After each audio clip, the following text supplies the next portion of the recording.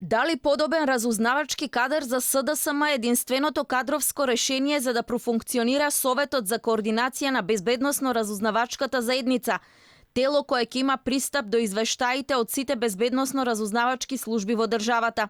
Синоќа владата на седница го избрала составот на Советот на најклучната позиција секретар на канцеларијата на Советот, а без него не може ниту да функционира телото, ниту пак да функционира Законот за координација на безбедносно-разузнавачките служби, што власта го представи како клучна реформа во таа сфера.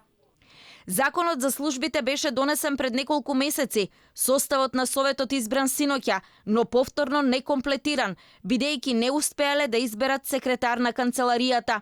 Владиното тело, кој е клучен сегмент за националната безбедност на државата, не го комплетирале од единствена причина, бидејќи немале кадар, брифираат наши извори од Илинденска. Ако СДСМ нема кадар, дали тоа значи дека ни државата нема разузнавач кој би ја вршил функцијата на секретар на канцеларијата на Советот? Законот предвидува посебни услови за оваа позиција, меѓу нив и стаж во безбедносно-разузнавачката служба најмалку 10 години. Секретарот има мандат од 2 години, а во неговиот тим влегуваат и двајца аналитичари од безбедносно-разузнавачката служба. Сите позиции се на предлог на владата и канцеларијата е под владина контрола, што значи дека оваа тело нема собраниски или цивилен надзор за работата.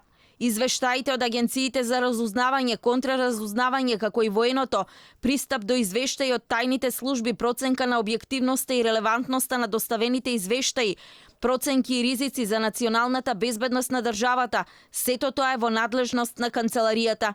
Во Советот од синоќа членуваат премиерот Заев, вице-премиерот Садула Дураки, министрите за внатрешни, одбрана и надворешни и првите луѓе на Агенцијата за национална безбедност, разузнавање и воено разузнавање. Председателот на државата, иако е врховен командант, законот предвидува само да биде информиран, но не и да има клучна улога во безбедносно-разузнавачката сфера.